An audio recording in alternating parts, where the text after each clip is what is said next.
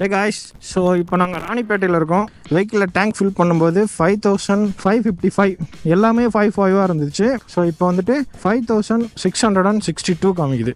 100 கிலோமீட்டருக்கு மேலே கவர் பண்ணியிருக்கோம். அடுத்து ஒரு 100 கிலோமீட்டர் ரைட் பண்ணிவிட்டு ஒரு பிரேக் சாப்பிட்டுட்டு அதுக்கப்புறம் அப்படியே போக வேண்டியதான். ஸோ இதான் plan. So for good.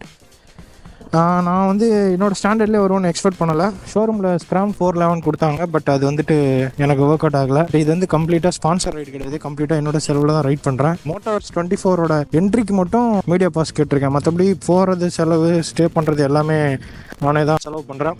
So எவ்வளோ பட்ஜெட்டு என்ன செலவாச்சு அப்படிங்கிறத நான் உங்களுக்கு சொல்கிறேன். இது வரைக்கும் நான் ஒரு 1000 rupeesக்கு பெட்ரோல் அடித்தேன். நேற்று நைட்டே அடித்து பேக்கேஜ்லாம் லோட் பண்ணி வச்சிட்டேன். வெஹிக்கிள் வந்து நியூ வெஹிக்கிள், என்னோட தான் நியூ வெஹிக்கிள் சென்ஸ். நான் வந்து செகண்ட் ஹேண்டில் எடுத்தேன். ஒரு 4800 சம்திங் ஓடி இருந்தது. ஸோ இப்போ தான் வந்து நான் ரொம்ப தூரம் அந்த வண்டியில் ரைட் பண்ணுறேன். இதான் வந்து ஃபஸ்ட்டு 100 கிலோமீட்டர் ரைடு இந்த வண்டியில். அதுக்கு முன்னாடி வரைக்கும் நான் வந்துட்டு சிட்டிக்குள்ளே தான் ரைட் பண்ணிட்டு இருந்தேன். One of the most comfortable machine from Royal Enfield இந்த ஸ்டாண்டர்ட் கிளாசிக் 350க்கு அப்புறம் இது வந்து ரொம்ப கம்ஃபர்டபுளாக இருக்குது. பூனே 1010 கிலோமீட்டர் இங்கேருந்து. ரூம் போயிட்டு பக்காவாக எக்ஸ்பிளைன் பண்ணுறேன். எங்கெங்கே பிரேக் எடுத்தோம், எப்படி ரைட் பண்ணோம் எல்லாமே அவங்களுக்கு நான் சொல்கிறேன். ஸோ 2019 வந்துட்டு ரைடர் மேனியா போனேன். அது வந்து பார்த்திங்கன்னா மேலே ஐகார்டில் வரும் அந்த வீடியோஸ் எல்லாமே. அது வந்து நான் கருண் விலாக் சேனலில் போட்டிருந்தேன். பட் இந்த வீடியோஸ் எல்லாமே நான் பிஃபோர் சூஸில் தான் போட போகிறேன். கருண் விலாக்லையும் வேணும்னா நான் ஷேர் பண்ணுறேன். நீங்கள் அதுவும் கமெண்ட் செக்ஷனில் தெரியப்படுத்துங்க. ஸோ பிளான் என்ன அப்படிங்கிறத நான் அப்படியே உங்களுக்கு ஷார்ட்டாக சொல்கிறேன். 20th ஏர்லி மார்னிங் 4:45க்கு நாங்கள் சென்னையில் கிளம்புனோம். தவணகிரி ஆர் தும்கூர் அங்கே வந்து night stay. 21st early morning கிளம்பி கோவா ஈவினிங்லாம் ரீச் ஆகிடும். 22nd 23rd 24th event 3 days. 25th அங்கேருந்து கிளம்பி கோவாலேருந்து கிளம்பி திரும்ப கர்நாடகாவில் தவணகிரி ஆர் தும்கூர் வந்து ரீச் ஆகிட்டு ரூம் போட்டு அங்கே இருந்துட்டு திரும்ப அடுத்த நாள் 26th ஏர்லி மார்னிங் கிளம்பி சென்னை வர்றது இதுதான் பிளான். ஸோ 4 days டோட்டலாக ரைட் மட்டும் பண்ணுறோம். 3 days ஈவெண்ட். ஸோ 7 days வந்து ட்ரிப்பு ரொம்ப சூப்பராக இருக்கும் போது. ரைடில் என்னென்ன வெஹிக்கிள் வருது அப்படின்னு பார்த்தீங்கன்னா ஒரு இன்ஸ்ட்ரக்டர், ஒரு கான்டினென்டல் ஜிபி, 3 ஹிமாலயன் 450, ஒரு மீட்டியார், ஒரு ஸ்டாண்டர்ட் 350, யூனிட் கன்ஸ்ட்ரக்ஷன் இன்ஜினில் கிளாசிக் 350 ஒன்று. ஆம்பூர் தாண்டி பிரேக்ஃபாஸ்ட் சாப்பிட்லான்னு பிளான் நினைக்கிறேன். இந்த வண்டியெல்லாம் எல்லா வண்டியும் இந்த ஸ்டாண்டர்டை வச்சுட்டு நான் வந்து கோப்ப பண்ணுறது பெரிய விஷயமா இருக்குது. ஏன்னா நல்லா அடித்து தள்ளிட்டு போயிட்டுருக்காங்க. நம்ம வண்டி பாருங்க 80 தான். 80லேயே வந்து நீடில் வந்து டடன்னு ஆடுது. 100 போகுது வண்டி வந்து ஸ்மூத். இது EFI செம ஸ்மூத்தாக இருக்குது. 80க்கு மேலே கிராஸ் பண்ணும்போதெல்லாம் ரொம்ப ஸ்மூத்தாக இருக்குது இன்ஜின். பட் வைப்ரேஷன் மட்டும் 2 ஃபுட் ரெஸ்ட்லேயும் பிரிக்குது. அது என்னோட ஹெட் வரைக்கும் போகுது அந்த வைப்ரேஷன். 19ல் ரிட்டர்ன் வரும்போது இங்கே தான் என்னோட ரைடிங் ஜாக்கெட்டோட ரெயின் கவரை விட்டுட்டேன். ஸோ அப்போ வந்துட்டு நான் ஆஸ்பெடா ரைடிங் ஜாக்கெட் வச்சுருந்தேன். இப்போ நான் போட்டிருக்கிறது ராயல் என்ஃபீல்டு ரைடிங் ஜாக்கெட். இது நான் வந்து மீட்டியார் வாங்கும்போது கொடுக்கல, நான் வாங்கினேன். அரௌண்ட் 10,000 ஏதோ. ரைடிங் ஜாக்கெட்டு வாங்கும்போது எனக்கு காம்ப்ளிமெண்ட்ரி அந்த ரைடிங் ஜாக்கெட் கூட இந்த நீ கார்டு, எல்போ கார்டு ப்ளஸ் ஒரு பேக்லாம் கொடுத்தாங்க. அது அப்போ ஆஃபர் போயிட்டு இருந்தது. காய்ஸ் இங்கேருந்து வாணியம்பாடி ஒரு 50 கிலோமீட்டர். அங்கே ஒரு A2B இருக்குது. யூஸ்வலாகவே இந்த டைமில் வந்துட்டு எப்பயுமே மழை பொழியும். இந்த டைம் வந்து ரெயின் இல்லை.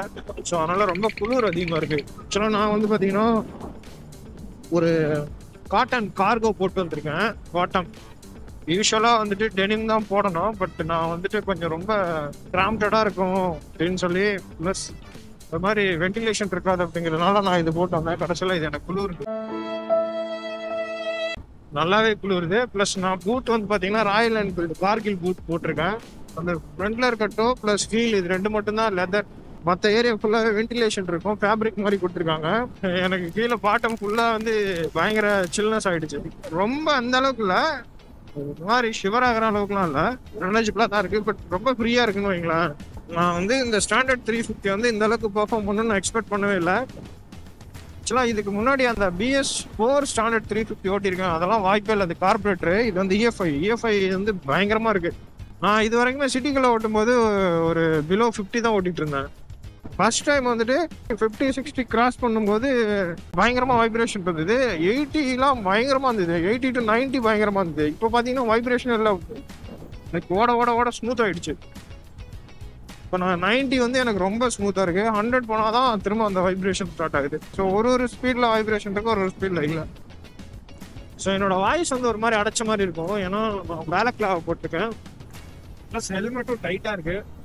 அதனால வாய்ஸ் வரும். வீட்டு பிள்ளையா நினைச்சு எல்லாரும் என்னை மன்னிச்சிருக்கேன். ஸோ கோன் செட் லூஸ் ஆகணும்னா ஃப்ரண்ட் பிரேக் வந்து பிடிச்சா டெங் டெங் டெங் இடிக்குது. முன்னாடி ஐநார் ப்ரோவும் இன்னொருத்தர் வந்துட்டுருக்காங்க, அந்த கிளாசிக் 350.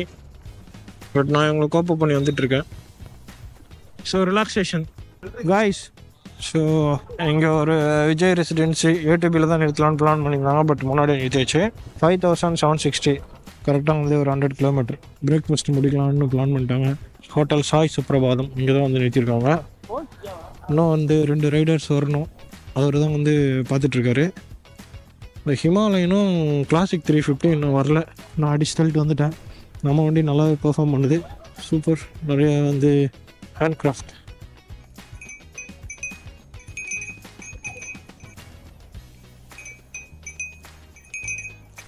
என்ன நடந்துச்சுன்னா, நான் என்னோடய பஞ்சி கார்ட்ஸ் காமிக்கிறேன். ஸோ இந்த பஞ்சி கார்டு வந்துட்டு டெக்கத்ரானில் போய் வாங்க, 2500 போடும்போதே பஞ்சி கார்டு பிடிங்கிட்டு வந்துருச்சு. டெக்கத்ரானில் வாங்கிட்டு பிடிங்கிட்டு வந்து அந்த பக்கம் பிடிங்கி கரெக்டாக என்னோட நெஞ்சில் அடிச்சிருச்சு, செஸ்ட்டில் அடிச்சு செம பெயின். இன்னும் எனக்கு பெயினாக இருக்குது ப்ரோ. வ்ளாக் எடுக்கிறீங்களா? ஆமாம் ப்ரோ. உங்கள் name bro? Karunakaran, B4 Choose channel. So இவரும் நம்ம கூட தான் வந்திருக்கார் ரைடர். ஸோ இந்த டைப்பில் இதுலேருந்து பிடிங்கிச்சு வெளியில். அப்படி அது எப்படி பண்ணியிருந்தாங்கன்னு தெரில. செம்ம அடி ரைட் சைடு செஸ்ட்டில் கரெக்டாக இங்கேருந்து வந்து இப்படி அடிச்சிருச்சு. இன்னும் பெயினாக இருக்குது. ஸோ அது ஒன்று அங்கேயே போட்டு வந்துட்டேன். எடுத்துகிட்டு வந்து போயிட்டு வாரண்டி இருக்குன்னு சொன்னாங்க, போய் மாற்றணும். பட் இருந்தாலும் இது ஏற்றுக்கவே முடியாது. கைஸ் ரைடர்ஸ் வந்துட்டாங்க. A few minutes later. Alright guys, வாணியம்பாடிக்கு முன்னாடியே பிரேக்ஃபாஸ்ட் முடிச்சாச்சு. எவ்ரி 100 கிலோமீட்டர் ஒன்ஸ் வந்து 10 to 15 minutes பிரேக் எடுக்கலான்னு பிளான் பண்ணி கரெக்டாக போயிட்டுருக்கு. இது வரைக்கும் 200+ கிலோமீட்டர் கவர் பண்ணியிருக்கோம். ஏர்லியராகவே போயிடுவோம்னு நினைக்கிறேன் டெஸ்டினேஷனுக்கு. ஏன்னா வந்து எல்லா ரைடர்ஸுமே பக்காவாக கோஆப்ரேட் பண்ணுறாங்க. நான் 2019 போகும்போது சென்னை விட்டு கிளம்புறதுக்கு கொஞ்சம் டிலே ஆகிடுச்சு. ஏன்னா நிறைய ரெயின், ஷோரூம்ஸ்லேருந்து ரைடர்ஸ் எல்லாம் சேர்ந்து போகணுன்னு சொல்லி பயங்கரமாக டிலே பண்ணாங்க.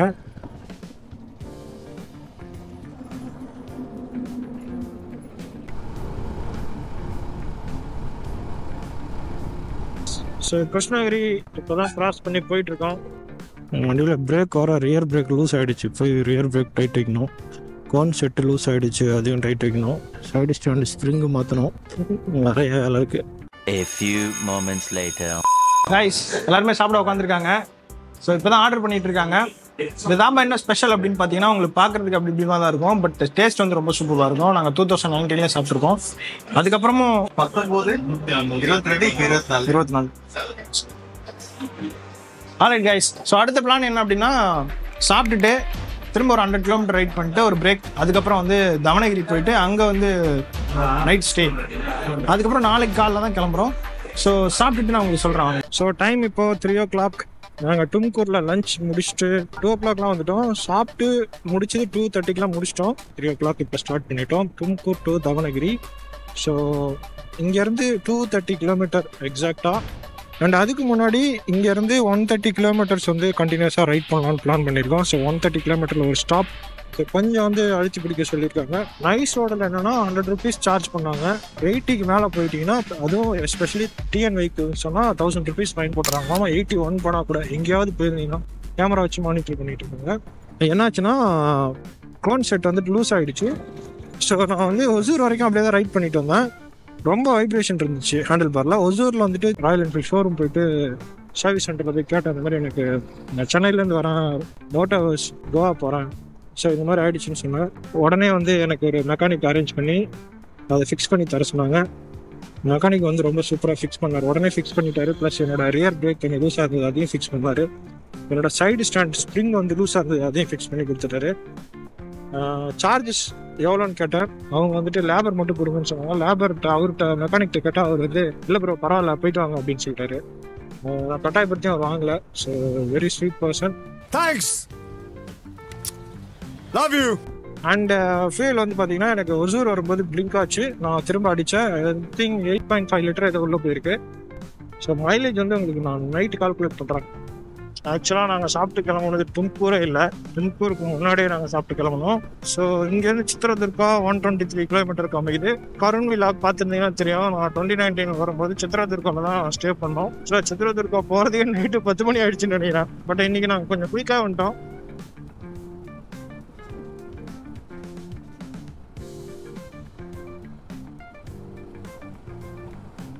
ஸோ இப்போ தாவணகிரியை நோக்கி போயிட்டு இருக்கோம். டைம் இப்போ 6 o'clock ஆகும் போது.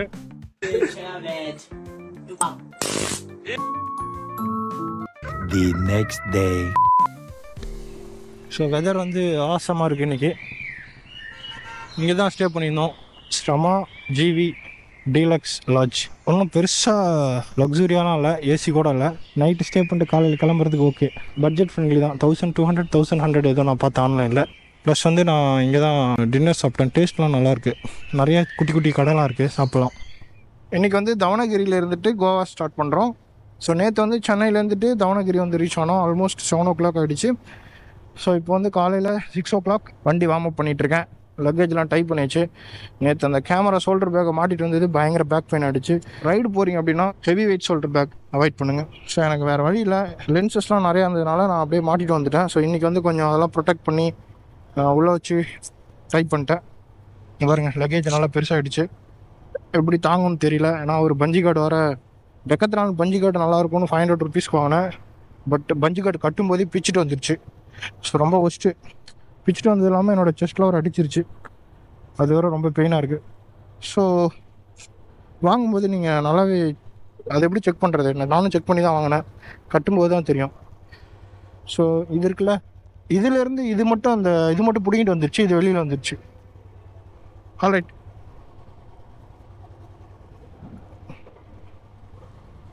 S right. ஏறி உக்காந்தாச்சு. ப்ரோ கொஞ்சம் அடிச்சு விட்றீங்களா?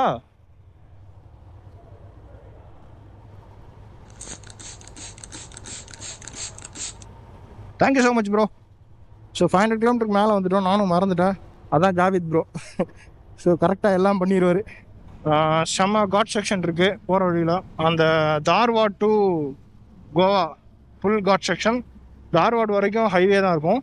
இப்போ நம்ம ஹூப்ளி போயிட்டு ஹூப்ளிலேருந்து தார்வாட் போனோம். அதுக்கப்புறம் தான் பயங்கரமான ட்விஸ்டி ரோட்ஸ்லாம் இருக்கும். சூப்பராக இருக்கும்னு நினைக்கிறேன். We are starting from Davanagere. வா, மச் பெட்டர். பேக்கை தூக்கி பின்னாடி போட்டு கட்டினோன்னே எனக்கு செம்ம கம்ஃபர்டபுளாக இருக்குது.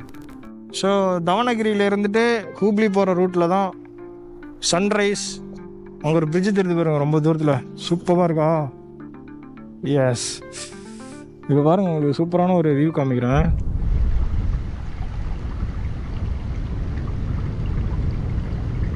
செம்மையாக இருக்கு.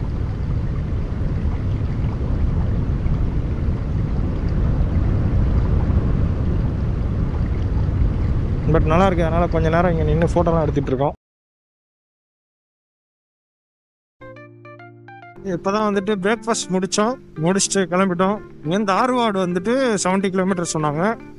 காட்ஸ் ரூட் வந்து பார்த்தீங்கன்னா பயங்கரமாக இருக்கும். உள்ளே வந்து வாட்டர் பாட்டில் அலோடு இல்லை, பிளாஸ்டிக் பாட்டில்ஸ்லாம் அலோடு இல்லைன்னு நினைக்கிறேன். ஸோ லஞ்ச் வந்து நாங்கள் காட் ரூட் இறங்கி என்ட்ரி ஆகும் ஒரு இடத்துல எங்கன்னா சாப்பிட்லான்னு சொல்லி தான் பிளான் பண்ணியிருக்கோம்.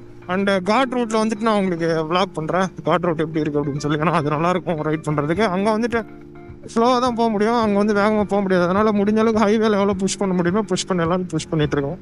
ஸோ தார்வாட்லேருந்து லெஃப்ட் எடுத்தாச்சு. இதுதான் காட் ரூட். ஃபுல்லாக வந்து பார்த்தீங்கன்னா ஹில்ஸ்லேயே தான் ரைட் பண்ணுற மாதிரி இருக்கும். Dharwad to Ramnagar toll way road அருமலூர் ரயில்வே கேட் இருக்குது. ஆக்சுவலி 2019 நாங்கள் கோவா டு தார்வாடு வந்த ரூட் வேறு, இது ஏதோ வேறு ரூட்டு வச்சு காய்ஸ். நான் சொன்ன அந்த காட் ரூட் உள்ளே என்ட்ராகிட்டோம். என்ட்ராகி ஒரு 5 minutes ஆகுது. தார்வாட்லேருந்து உள்ளே என்ட்ராகிட்டு இப்போ கிட்டத்தட்ட ஒரு 1 hour ஆகுது. நான் ஒரு 1/2 hour கிட்ட பிரேக் எடுத்து டீ சாப்பிட்டுட்டு ஸோ இப்போ நாங்கள் திரும்ப உள்ள காட் ரூட்டில் ரைட் பண்ணிக்கிறோம். ரோடு இது வரைக்கும் சூப்பராக இருக்குது. அங்கங்கே ஸ்பீட் பிரேக்கர் வருது. நைட் டிரைவுக்கு மோசமான ரூட் இது. நைட் டிரைவ் வந்து இதில் ரொம்ப கஷ்டம் பண்ணுற மாதிரினா அவங்கக்கிட்ட நிறைய ஆக்சிலரி லைட் இருக்கணும். கீழே ஒன்று போடணும், மேலே ஒன்று போடணும். ஹெட்லைட் இல்லாமல் அந்த ட்ரக்ஸ் வந்து பார்த்திங்கன்னா ஓவர்டேக் பண்ணிட்டே இருக்காங்க.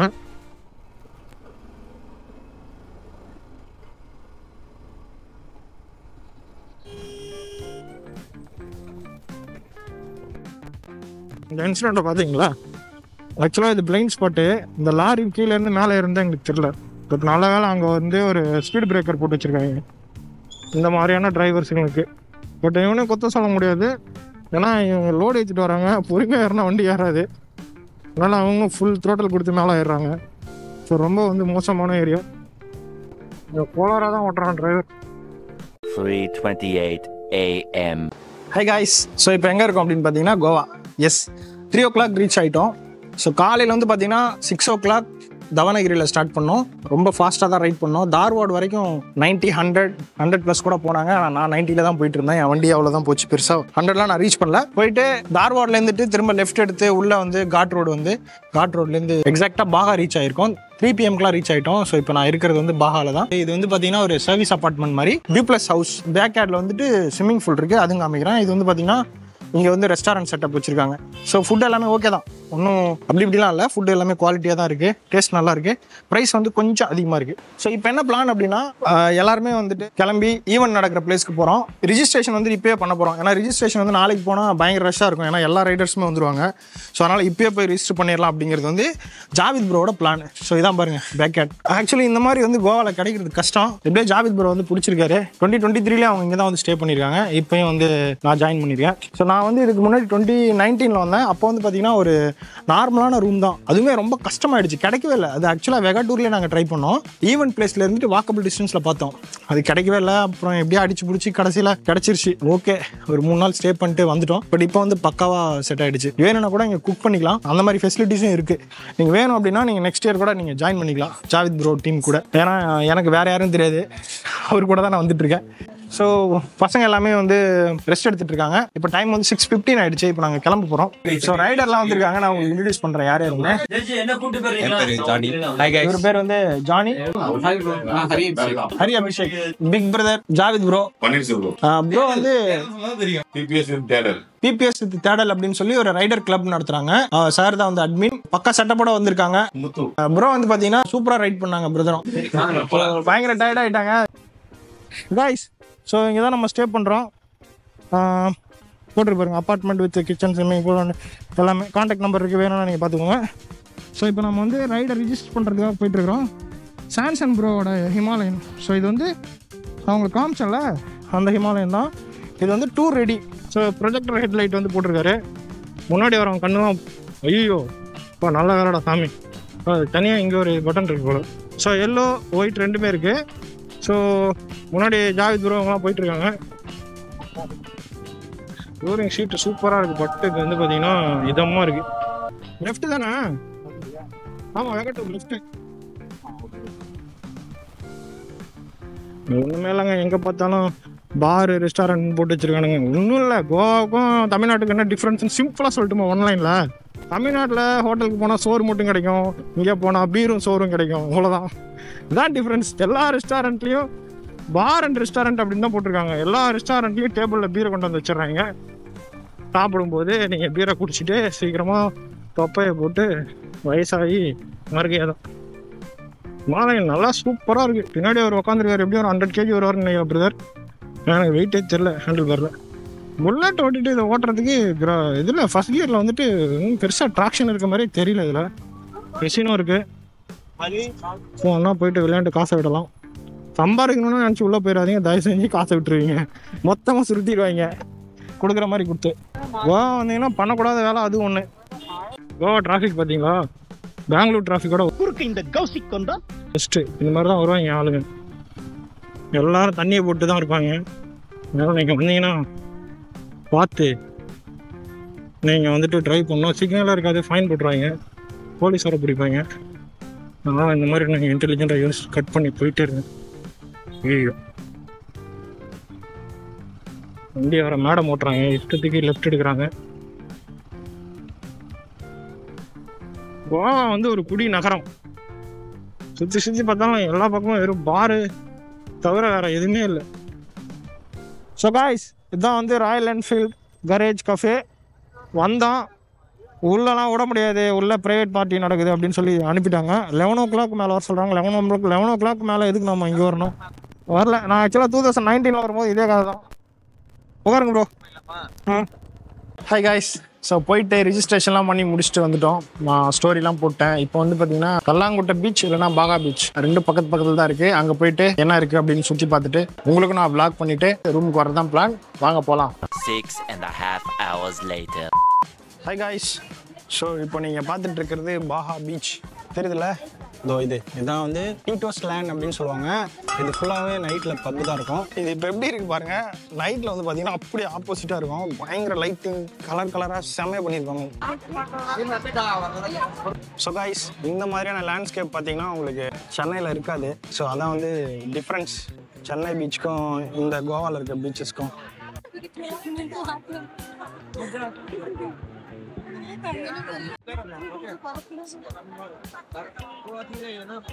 கிளைமேட் வந்து பார்த்தீங்கன்னா பயங்கர ஹாட்டாக இருக்குது. செம்ம வெயில். நீங்கள் சன்கிளாஸ் இல்லாமல் இருந்தீங்கன்னா கொஞ்ச நேரத்தில் தலைவலி வந்துடும். இன்னைக்கு சண்டேங்கிறதுனால உங்களுக்கு பயங்கர ரஷ்ஷாக இருக்குது. ஆக்சுவலி நான் ஃப்ரைடே வரும்போது இங்கே ஒன்றும் பெருசாக கூட்டமே இல்லை. A few inches later. So இந்த மோட்டோவர்ஸ் 24 அப்படிங்கிற ஈவெண்ட் ராயல் என்ஃபீல்ட் கண்டக்ட் பண்ணுற ஒரு ஈவெண்ட். ஸோ இதுக்கு முன்னாடி வந்து பார்த்தீங்கன்னா ரைடர் மேனியா அப்படின்னு வச்சிருந்தாங்க. இப்போ வந்து நேம் சேஞ்ச் பண்ணிட்டாங்க. ஏன் அப்படின்னா மல்டிபிள் பிராண்ட்ஸ் கஸ்டமர்ஸும் வந்து ஈவெண்ட்டில் பார்ட்டிசிபேட் பண்ணணும் அப்படிங்கிறதுக்காக. பார்த்துட்டு இருக்கீங்களா, இதுதான் வந்துட்டு ஸ்டேஜ். எவ்வளோ பெருசு இருக்குது பாருங்கள். நைட்டில் பயங்கரமாக இருக்கும். அண்ட் மியூசிக் சிஸ்டம்லாம் நீங்கள் உங்களுக்கு கேட்கும்னு நினைக்கிறேன். ஐ திங்க் கோவாலே ஒரு பெரிய கான்செப்ட் இவங்க தான் பண்ணுறாங்கன்னு நினைக்கிறேன். நிறைய ஸ்பெண்ட் பண்ணுறாங்க. இவ்வளோ பைக்ஸ் வந்துருக்கு. இது வரைக்கும் வந்துட்டே தான் இருப்பாங்க. இன்றைக்கி ஃபுல்லாக வந்துட்டே தான் இருப்பாங்க. நைட்டு தான் வந்து பார்த்தீங்கன்னா கான்செப்ட் ஸ்டார்ட் ஆகும். நைட் வந்து பயங்கரமாக இருக்கும். ஸோ ஈவெண்ட்டில் என்னென்ன இருக்கும் அப்படின்னு பார்த்தீங்கன்னா உங்களுக்கு டர்ட் ரேஸ் இருக்கும், உமன்ஸ்க்கு ரேஸ் இருக்கும், ஸ்லோ ரைட் இருக்கும், அவங்களோட மெஷினை தூக்கிட்டு போய் வைக்கிறது, இதெல்லாம் வந்து குரூப் ஈவெண்ட்ஸ்லாம் இருக்கும். அதில் வின் பண்ணுறவங்களுக்கு பார்ட்டிசிபேட் பண்ணுறவங்களுக்குலாம் உங்களுக்கு குடிஸ் கொடுப்பாங்க. ஸோ ஈவெண்ட் வந்து உள்ள என்னென்ன போகுது அப்படிங்கிறத நான் உங்களுக்கு காமிக்கிறேன். வாங்க பார்க்கலாம். ஸோ உங்களுக்கு கம்ப்ளீட் வியூ காமிக்கிறேன். இது வந்து பார்த்தீங்கன்னா ஹிமாலயனோட டர்ட் ட்ராக். இது வந்து ஒரு சென்டர் ஸ்டேஜ். இந்த பக்கமும் பார்த்துக்கலாம், இந்த பக்கமும் பார்த்துக்கலாம். இங்கே வந்து ஒரு சென்டர் ஸ்டேஜ் போட்டிருக்காங்க. ஸோ இதெல்லாம் வந்து பார்த்தீங்கன்னா ஒரு ரிக்ரியேஷன் ஈவெண்ட்ஸ். அதை தலையிட்டே போய்ட்டு லாஸ்ட்டாக ஃபினிஷ் பண்ணணும். இது என்ன தெரியுதுங்களா? எஸ், கிளாசிக் 650 மூடி வச்சுருக்காங்க. பாருங்க, அது ரீபான் 350. ஸோ கைஸ், இதுதான் வந்து டர்ட் ரேஸ் நடக்குது. இங்கே வந்து பார்த்தீங்கன்னா ப்ராக்டிஸ் எடுத்துகிட்டு இருக்காங்க. இது வந்துட்டு 411. ஸோ அதை வந்துட்டு மாடிஃபை பண்ணி வச்சுருக்காங்க. அந்த 550யோட அது லைட் வெயிட்டாக இருக்கும். இதில் வந்து பார்த்தீங்கன்னா ஃப்ரண்ட் பிரேக் இருக்காது, எல்லாமே ரியர் பிரேக் தான். வண்டி வெயிட் ஓவர். ஆனால் 650cc வந்து எப்படி டர்ட்டில் மேனேஜ் பண்ணி ஓட்டுறாங்க அப்படிங்கிறது ரொம்ப கஷ்டம். ஆக்சுவலாக ஒருத்தர் வந்து போட்டு விழுந்துட்டாரு. பட் ஸ்டில் வந்து அவர் எடுத்து ஓட்டுறதுக்கு ட்ரை பண்ணிட்டு இருக்காரு. தண்ணி விட்டதுனால தண்ணிக்குள்ளே ஓட்டுறதுக்கு கஷ்டப்படுறாங்க. அதனால் அதை அவாய்ட் பண்ணுறதுக்காக, ஸ்லஷ் அவாய்ட் பண்ணுறதுக்காக மட்டில் ஓட்டிகிட்டு இருக்காங்க.